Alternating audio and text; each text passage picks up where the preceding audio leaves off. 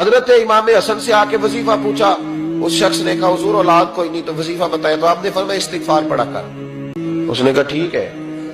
تو حضور پھر میں دوبارہ کب آؤں؟ تو امام حسن کہنے لگے بے اولاد ہے نا تو، استغفار کا وظیفہ بتایا نا؟ کہا ہاں۔ فرمانے لگے اب اس وقت آنا جب اللہ تجھے 10 بیٹے عطا کرے گا۔